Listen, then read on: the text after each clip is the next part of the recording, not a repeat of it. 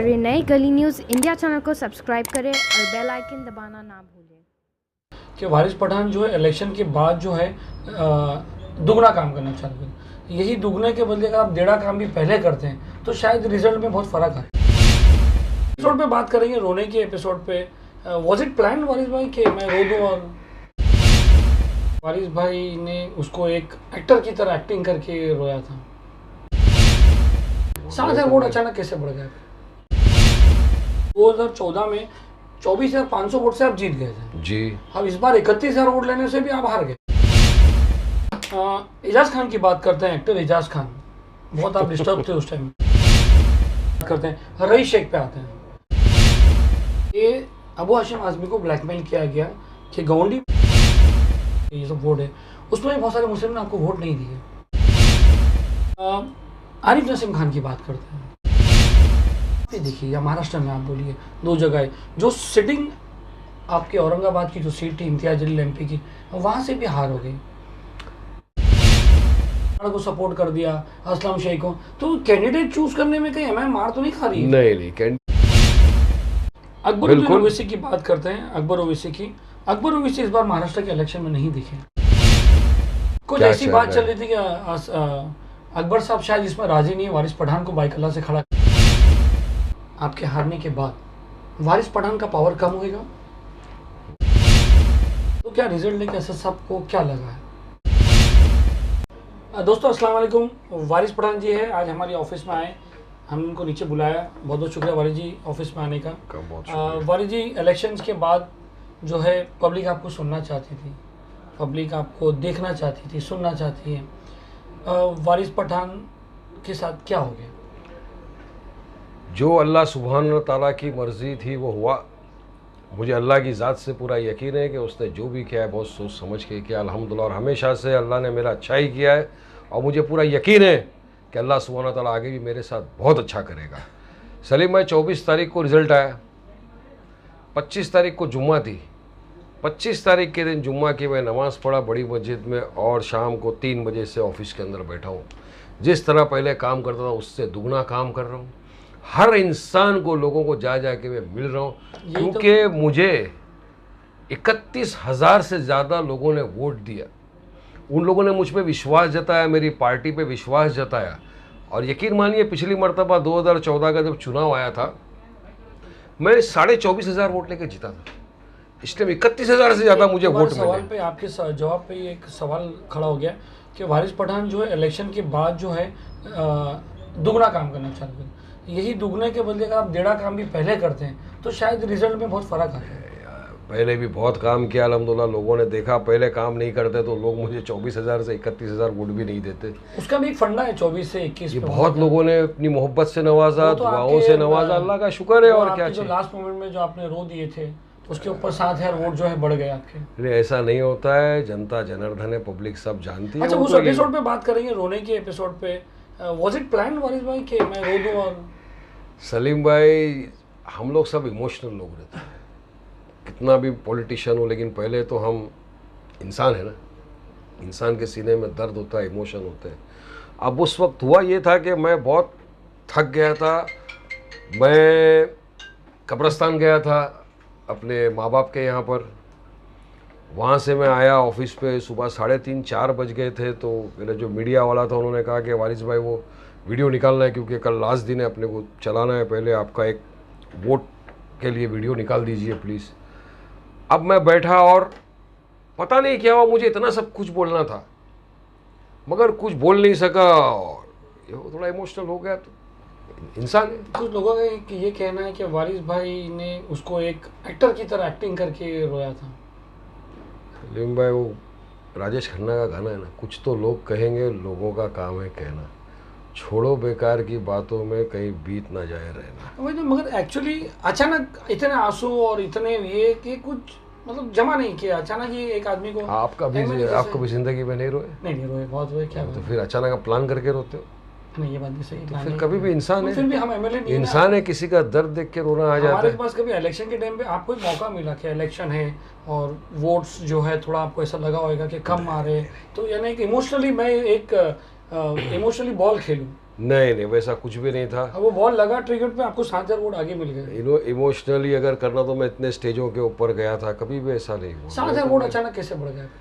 नहीं बढ़ना तो और बढ़ने वाले थे। रोने की वजह से नहीं, काम किया है, लोगों ने मोहब्बत से नवाजा है, लोगों ने देखा कि नहीं बिल्कुल जिताना चाहिए, लोगों ने वोट दिया, 31,000 प्लस वोट मिले मुझे। ये बहुत खुशी की बात है। मैं शुक्रिया अदा करता हूँ आपके माध्यम से उन तमाम 31,000 से ज़ायद लोगों का जो बाइक अल्लाह की आवाम है, जिन्होंने मुझे वोट दिया, मुझ पर भरोसा किया, मेरी पार्टी पे भरोसा करे। इंशाल्लाह मैं उनके भरोसे को खाली नहीं जाने दूंगा। तो टारगेट नहीं है ना? टारगेट तो ज़्यादा था, मगर होता ये कि हमारे यहाँ परसेंटेज ऑफ वोट कम हो गए। देखिए, एक आपके बाइकल्ला पे फुल्ली कंसंट्रेशन असदुद्दीन ओवैसी साहब का डायरेक्ट था, क्योंकि आप एमआईएम के सिटिंग एमएलए थे जी। उस एरिया में असद साहब ने पैदल दौरा किया, बहुत मेहनत की, तो बिल्कुल व्हाट वेंट रॉन्ग? मेहनत की, असद साहब ने मेहनत की, हमारी हैदराबाद की टीम ने मेहनत की, मुंबई की हमारी एमआईएम की टीम ने मेहनत की, सब ने मेहनत किया। अल्हम्दुलिल्लाह हुआ ये कि मेरे जो सामने ऑपोजिशन, तो आपने देखा हुआ क्या था, पूरे के पूरे बटालियन एक हो गए। बीजेपी शिवसेना साथ में लड़ रहे थे। पिछली मरतबा एमएनएस लड़ा, एमएनएस हर जगह से लड़ी, मेरे यहाँ से एमएनएस नहीं लड़ी, पूरा सपोर्ट कर दिया बीजेपी सेना को। गावली ने तक पूरा बीजेपी सेना को सपोर्ट कर दिया। कांग्रेस राष्ट्रवादी वहाँ पे लड़े। इनका सिटिंग कॉरपोरेटर जो थे जमशेदकर, वो चले गए शिवसेना में। मेरे सामने इनके कितने कॉरपोरेटर जो बैठे हुए थे लड़े, आपने देखा, 5 सिटिंग कॉरपोरेटर मेरे सामने लड़ रहे थे। 5 मैं आपको गिना सकता हूँ उंगलियों पे, लोखंडे, गावली, जमशेदकर, जादव खुद। और लड़ाई किससे? स्टैंडिंग कमेटी का चेयरमैन बीएमसी का 35,000 करोड़ का बजट वाला यशवंत यादव, लड़ाई उससे। या हम पैसों की बारिश उनने बरसाई। वो पैसों की लड़ाई कर रहे थे, मैं जज्बे से कर रहा था। अवाम की मोहब्बत मेरे साथ थी, अल्हम्दुलिल्लाह अवाम ने मोहब्बत से नवाजा। इंशाल्लाह फिर आएगा वारिस पठान। वक्त को वक्त नहीं लगता जाते। अल्लाह की मर्जी समझे इसमें? बेशक अल्लाह की मर्जी थी। अल्लाह मुझसे कुछ और अच्छा काम लेना चाहता है। अल्लाह के फैसले से मैं बिल्कुल अल्लाह से मुतासिर हूँ, खुश हूँ।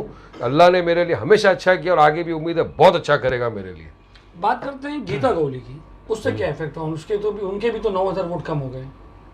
अब वो तो खड़े हुए थे कि एक तरफ के वोट काट देंगे और सामने वाले को सपोर्ट कर दें, तो उनके जो पहले के वोट थे वो भी कम हो गए। उनके वार्ड में से उनको वोट नहीं मिले, उनके वार्ड में से उनको 3,000 वोट मिले और इंशाल्लाह इस मगर वो कॉर्पोरेटर भी हार जाएंगे। ऐसा या कहाँ से मिलेंगे उनको वोट? पब्लिक समझ गई। तो 2014 और 2019 का सिनेरियो आप बताएंगे, क्योंकि लास्ट टाइम आप 2014 में 24,500 वोट से आप जीत गए थे जी। अब इस बार 31,000 वोट लेने से भी आप हार गए। तो मैंने बताया ना कि उस मरतबा में आया, 15 दिन का वक्त था, बस लड़े चुनाव, लोगों ने मोहब्बत से नवाजा, वोट दिए और इक्वल डिस्ट्रीब्यूशन ऑफ वोट हुआ सामने, जिसकी वजह से हम निकले। इस मरतबा सब एक हो गए। एमएनएस जिसने पिछली मरतबा 20,000 वोट लिया था, उसने अपना कैंडिडेट नहीं खड़ा किया वहां से, तो उन्होंने तो कभी सीधा पीछे सीधा सेना को सपोर्ट किया, डायरेक्ट सेना को सपोर्ट किया। बीजेपी ने डायरेक्ट सपोर्ट किया, गावली ने सपोर्ट किया, कांग्रेस के सिटिंग कॉरपोरेटर जमशेदकर कांग्रेस छोड़ के चले गए शिवसेना में और सपोर्ट कर दिया। तो मतलब एक तरफ पूरे के पूरे जमा हो गए। मगर फिर भी अल्लाह का शुक्र है, मैं इसको अपनी हार नहीं मानता। अगर मैं 24,000 से 31,000 पहुंचाऊं तो अल्हम्दुलिल्लाह ये एक लोगों का मैंडेट है, लोगों का विश्वास है। 31,000 लोगों का विश्वास मुझ पे है, मेरी पार्टी पे, उनकी दुआओं से नवाज। और इंशाल्लाह काम तो पहले भी करते थे, वारिस भाई, अभी भी करेंगे और करते रहेंगे। 7,000 वोट अगर एक इलेक्शन में अगर आपको बढ़ के मिलते हैं, तो जो इनको 20,000 वोट्स जो आपको अभी और कवर करने बाकी है, तो उसमें तो 3 इलेक्शन और लग जाएंगे।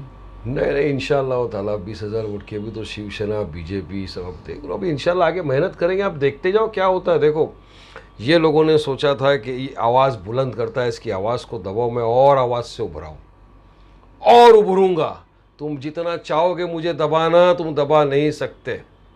समंदर साइलेंट होता है तो समझ लो फिर बहुत ज़ोर से उभरता है सुनामी आके। मैं और उभरूँगा और बोलूँगा, हक की लड़ाई लड़ता रहूँगा।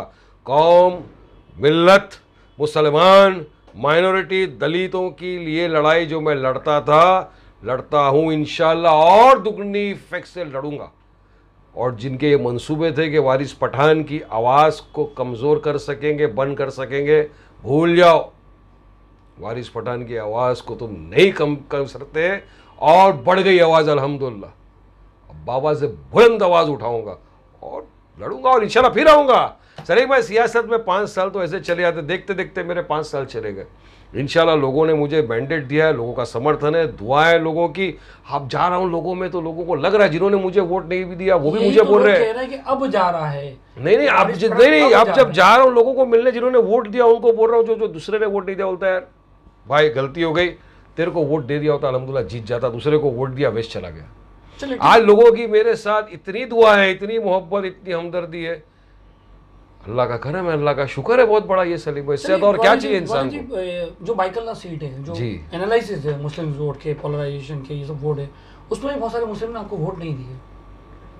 अब मैं बता रहा हूँ ना, काफ़ी लोगों ने जिन्होंने वोट नहीं दिया वो खुद मुझे आके मिल रहे हैं, बोले वारिस भाई वोट दे दिया होता तेरे को यार जीत जाता। मगर अफसोस सामने सामने लोग हैं। देखो लोगों का वोट देना नहीं देना उनका अधिकार है, मगर कहीं ना कहीं आज लोगों में जागरूकता तो आ रही है, कह रहे यार दे दिया होता तो अच्छा हुआ। मगर इंशाल्लाह जिसने दिया उसका भी अल्लाह बहुत अच्छा करे, जिसने नहीं दिया मुझे कोई किसी से शिकायत नहीं है। मैं कुर्सियाँ आती जाती मैं काम करने आया हूँ, काम कर रहा हूँ, नेक्स्ट डे से कर रहा हूँ और इंशाल्लाह ताला आगे भी करता रहूँगा। एजाज खान की बात करते हैं, एक्टर एजाज खान, बहुत आप डिस्टर्ब थे उस टाइम? नहीं मैं कभी डिस्टर्ब नहीं था, छोड़ो उनके। एजाज खान का फैक्टर क्या लगा आपको? कुछ भी नहीं था फैक्टर, जो रेस में नहीं है उनकी बात क्या करना। चलिए जो करते हैं रईस शेख पे आते हैं। रईस शेख आने के बाद बाइकल्ला कॉन्स्टिट्यूंसी की जो लोग थे वो थोड़ा जागरूक हो गए कि यार एक कॉर्पोरेटर होकर काम करता है, इतना काम किया, एमएलए, इसमें जो फैक्ट है वो आपको पता है। इसमें आवाम की दो राय हो गई, एमएलए और कॉर्पोरेटर की। रईस शेख उभरते ही क्या, लास्ट में आपका जो ये फैक्टर है, लास्ट में सेटलमेंट हुआ, लास्ट में आपकी सीट बचाने के लिए कॉम्प्रोमाइज़ हुआ कुछ सीटों पर। अगर एमआईएम और समाजवादी पार्टी एक साथ अगर होती तो हर जगह होती। ये देखो सलीम भाई, आप लोग समझते हैं, आप कितना समझते तो मुझे नहीं पता है। एक कॉरपोरेटर को जो फंड मिलता है मुंबई म्यूनसिपल कॉरपोरेशन का, वो एमएलए से बहुत ही ज़्यादा। कॉरपोरेटर का 1 वार्ड होता है, एमएलए के 6 वार्ड होते हैं। कॉरपोरेटर को इतना फंड 1 वार्ड में यूज़ करता है तो दिखता है, एमएलए को इतना फंड 6 वार्ड में जब यूज़ करता है तो फंड कम दिखता है, मगर काम किया। इसलिए तो मैंने अपना काम दिखाया, पब्लिक ने बताया वाकई में वारिस भाई काम है। 160 बिल्डिंग को फंड दे दिया आपने, पाइपलाइन डाल दिए, पार्किंग ले लिया, इश्यूज़ उठाए, और इससे ज़्यादा एक एमएलए क्या करता है? हर इश्यूज़ में आप पब्लिक के खड़े हो, आप आवाज़ बन के गए हो एमएलए की असेंबली के अंदर, जो आज तक किसी ने आवाज़ नहीं उठाया आप उठा रहे हो। लोगों का बोलना है, मेरा नहीं, वीडियो रिकॉर्ड है सर। तो काम बहुत किया है, किसी को लगता है नहीं किया होगा, हर पब्लिक की अपनी अपनी राय, अपना अपना लोगों का। जब इलेक्शन के दौर पे, मगर अभी समाजवादी पे आता हूँ, यहाँ से वो जब गए तो हमने भिवंडी में उनके खिलाफ कैंडिडेट नहीं दिया, हमने गोवंडी में हसीम भाई के खिलाफ कैंडिडेट नहीं दिया, तो हमने 2 सीट पे कैंडिडेट नहीं दिया। और हमारे असद साहब जो हमारी पार्टी के प्रेसिडेंट है, वो जब मुंबई आए थे उन्होंने कहा गोवंडी की आवाम से कि आप आसिम भाई को हेल्प करिए।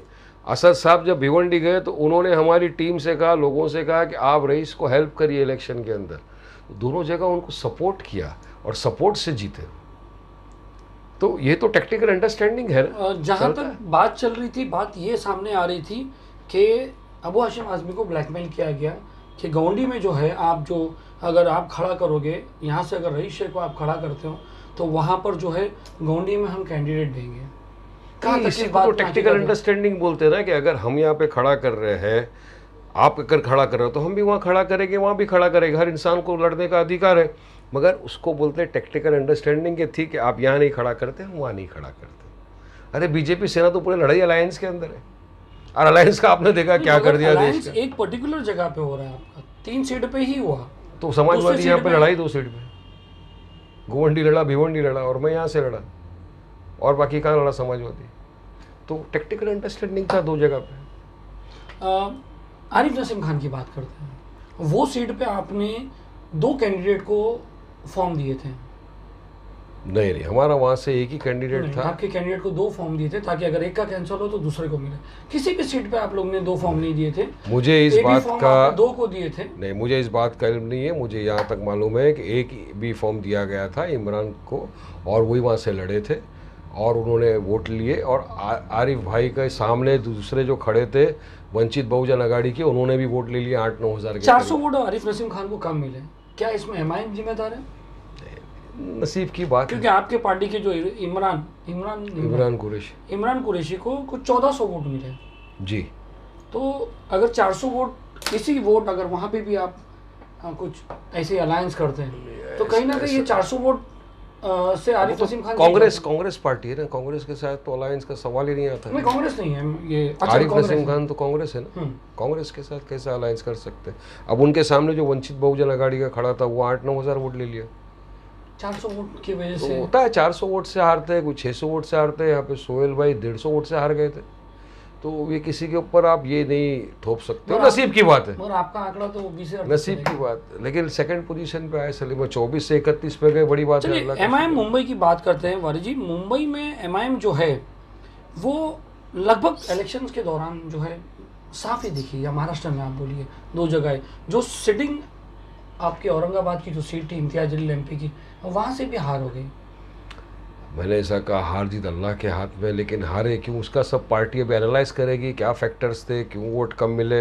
हारे नहीं, वहाँ भी आप देखो 80,000 वोट लिए, 70,000 वोट लिए, वोटों की कमी नहीं है, मगर सामने सब साथ में अलायंस में लड़ रहे थे, वोटों का विभाजन नहीं हुआ, इस वजह से तकरीबन सेकंड पोजीशन पे आए हम भाई। तकरीबन 45 सीट से आप महाराष्ट्र से लड़े। बिल्कुल, हमने 8 लाख के करीब वोट लिए। 45 सीटों से आप लोग लड़े। आपके सारे कैंडिडेट्स के आप एनालाइज करो तो वोट जो है बहुत कम आ रहे हैं। 80,000 वोट कम, 1400 इसको मिले। तुम्हारा तो कॉर्पोरेटर, सिटिंग कॉर्पोरेटर तुम्हारा यहाँ का चिता कैम का होता है, कुछ कम मिले। दूसरे को बांद्रा में है उसको कम मिले। 2-4 जन, एक ने मलाड को सपोर्ट कर दिया, असलम शेख को। तो कैंडिडेट चूज करने में कहीं एमआईएम मार तो नहीं खा रही है? नहीं, कैंडिडेट सब बराबर इससे सेलेक्ट होते हैं। चुनाव है, चुनाव में हार जीत होती रही, किसी को कम मिलते हैं, किसी को ज़्यादा मिलते हैं। अच्छा, एक बात और याद आई, बहुत लोगों ने आपको मशवरा दिया था कि वारिस पठान जी आप जो है दूसरी सीट से लड़िए, मगर वारिस पठान ने जिद किया कि मैं यहीं से लड़ूंगा। ये मेरी पार्टी का फैसला सर आंखों पे। पर आपने अगर पार्टी चाहेगी कि वारिस पठान उस जंगल में से लड़े, असद भाई अकबर भाई बोलेंगे तुम उस जंगल से लड़ो, मैं उस जंगल से लड़ूंगा। जो असद साहब अकबर साहब ने ऑर्डर दिया वो मैंने किया, और पार्टी का फैसले से मैं मुतमईन हूँ, मुझे किसी से ऑब्जेक्शन नहीं है, मैं खुश हूँ। अकबर ओवैसी की बात करते हैं, अकबर ओवैसी की। अकबर ओवैसी इस बार महाराष्ट्र के इलेक्शन में नहीं दिखे। अकबर साहब की तबीयत खराब थी, मगर वो फिर भी खराब तबीयत में भी फ़ोन पर कांटेक्ट में रहते थे। कुछ ऐसी बात चल रही थी कि अकबर साहब शायद इसमें राजी नहीं है वारिस पठान को बाइकल्ला से खड़ा करने में। नहीं, बिल्कुल सरासर गलत बात है। वो अगर राजी नहीं होते तो कौन रोक सकता था मुझे? सीट यहाँ पे नहीं देते वो लोग, वो तो इंचार्ज है। मगर कुछ नहीं, खुशी सब लोगों ने कहा सिटिंग एमएलए सिटिंग प्लेस है, यहाँ से लड़ो। अब वारिस पठान कहीं भी जाता तो सब एक ही तरफ आके लड़ते, हराना था। डर है, मजलिस इत्तेहादुल मुस्लिमीन के एमएलए का डर आप देखिए सलीम भाई, इन फिरका परस्त पार्टियों में इतना है कि मेरे विरुद्ध सामने एमएलएस भी नहीं खड़ा हुआ है। भाई सपोर्ट करो सेना को, गावली ने सपोर्ट कर दिया, कांग्रेस का सिटिंग कॉर्पोरेटर ज्वाइन कर लिया शिवसेना को, एनसीपी में जो इतने बरसों से लेडी रही थी वो चले गई शिवसेना को सपोर्ट करने, सब ने सपोर्ट कर दिया वन साइड। तो मुझे तो ये बात का गर्व है, एक तरफ मैं, एक तरफ पूरे के पूरे ये लड़ा, फिर भी अल्हम्दुलिल्लाह 31,000 वोट लिए, अल्लाह का शुक्र। आगे आऊँगा, फिर आऊँगा। वारिस भाई, ये जो अभी सिनेरियो चल रहा है, कोई सरकार नहीं बन रही है किसी की भी, तो क्या री इलेक्शन का चांसेस है? अब देखते हैं गवर्नर साहब के हाथ में क्या करते हो। तो ऐसा कोई मौका है कि वारिस पठान को एक बार और मौका मिले, री इलेक्शन हो तो? Are you ready for this? Salim भाई, मैंने जैसा आपको अभी भी बताया कि अगर असद ओवैसी साहब ने कहा कि वारिस पठान को अभी लड़ना है, यहाँ से लड़ना है, लड़ेगा। असद साहब ने कहा कि वारिस पठान को नहीं लड़ना है, बैठा रहूंगा, पार्टी का एक कार्यकर्ता बन के लड़ूंगा। आपकी केमिस्ट्री क्या बहुत चाहते हैं आपको असद साहब, क्योंकि सारे महाराष्ट्र का जो है उन्होंने, इम्तियाज जलील ने फैसले किए, सब बात डिक्लेयर किए, वारिस पठान को एकदम अपने हाथों में लेके असद साहब चले। क्या केमिस्ट्री है? खुशी की बात है कि असद साहब और अकबर साहब दोनों मुझे बहुत चाहते हैं, और मेरी जो आज जो भी तरक्की दी अल्लाह सुब्हानहू व तआला ने, तो अल्लाह देता है, मगर असद साहब का भी बहुत हाथ है उसमें। बहुत उन्होंने मुझे इनकरेजमेंट किया, वो मेरे फ्रेंड, फिलोसोफर, गाइड है। हमेशा मुझे कोई भी डिबेट में भी अगर जाना है मुझे हेल्प किया, किस तरह से पॉइंट बोलना, और हर वक्त गाइड किया। मैं समझता हूँ कि कोई भी पार्टी का प्रेसिडेंट ऐसा नहीं होगा कि जो अपने एक फर्स्ट टाइम के मामूली से एमएलए को इतनी हेल्प करेगा। कोई भी पार्टी का प्रेसिडेंट ऐसा नहीं होगा। लेकिन मुझे फ़ख्र है इस बात का कि असद भाई में वो चीज़ है कि उन्होंने मुझे हेल्प किया, सिखाया मुझे सियासत, मुझे नहीं ठीक है, आपने आता, इतनी बताया इतनी और तारीफ काफ़ी की, मुझे आप उनको अरे गुरु हकीकत बात है। उनको गुरु मान रहे हो, हर चीज़ में आप बात कर रहे हैं, तो क्या रिजल्ट लेके असद साहब को क्या लगा है? ये बिल्कुल नर्वस ये तो लग रहा होगा, वारिस पठान से मुझे बहुत उम्मीद थी और वारिस पठान ने मेरी नर्वस उम्मीद- तो नहीं मगर खुशी भी थी मेरी कि उम्मीद चलो पूरी नहीं ज़्यादा की, वोट कुछ लिया। अपनी गलतियों की वजह से। उन्होंने कहा कि इलेक्शन में 5 साल बहुत फास्ट चले जाते हैं, पॉलिटिक्स के अंदर 5 साल बहुत कम पीरियड रहता है, फास्ट चला जाता है। आप फिक्र मत करिए, मेहनत करिए, आवाम के बीच में रहिए, काम करते रहिए, इंशाअल्लाह ताला अल्लाह ने चाहा तो फिर से जीत कर आ जाएंगे। हौसला रखिए, हिम्मत रखिए। हिम्मत दिया असद साहब ने, हिम्मत लिया, आगे बढ़े। शायद करेंगे। नाराज हो मगर बोल नहीं पाए आपको, क्योंकि चाहते हैं आपको। मुझे तो नहीं लगा नाराजगी। अच्छा, एक और बात याद है वारिस जी, हमने यहाँ पॉइंट लिख के रख रहे हैं, वारिस पठान 2014-2019 एज ए एमएलए बहुत पावरफुल स्पीच में इससे पुलिस के सामने। आफ्टर इलेक्शन आपके हारने के बाद वारिस पठान का पावर कम होएगा? वारिस पठान इलेक्शन हारा है, हौसला नहीं, जज्बात नहीं, और इसके बाद और पावर बढ़ गया। अल्हम्दुलिल्लाह लोग मुझे इतने दुआओं से नवाज रहे हैं, इतने मैसेजेस, इतने ट्विटर पे फॉलोवर, इतने फेसबुक फॉलोवर इतने बढ़ गए, ऐसे ऐसे मैसेज आ रहे हैं, दुआ आ रही है कि सलीम भाई मैं सोचता हूँ या अल्लाह अभी भी तूने, हमने ट्विटर अकाउंट आपका या अल्लाह मैं तकरीबन बहुत Twitter अल्लाह पे- तेरा शुक्रिया अदा करता हूँ। Twitter पे 1 लाख आपके फॉलोअर 1 होने जा लाख रहे हैं। फॉलोअर हो गए। तो मैं आपके माध्यम से उन तमाम लोगों को ये मैसेज देना चाहता हूँ कि आप लोगों ने जिन जहाँ भी रह के मेरे लिए दुआ की, मेरी पार्टी के लिए दुआ की, तो याद रखना दुआ वेस्ट नहीं गई। आप तमाम की दुआ जमा हुई है और अल्लाह सुब्हानहू व तआला इस दुआ का बेहतर से बेहतर अजर देगा और बहुत अच्छा करेगा हमारे लिए। इस बात पे विश्वास रखना मेरे दोस्तों, भाइयों, बुजुर्गों, साथियों। बहुत बहुत शुक्रिया, तहे दिल से आपको मैं शुक्रिया अदा करता हूँ, आप तमाम का शुक्रिया। अस्सलाम वालेकुम। गलियों से बात करने के लिए धन्यवाद।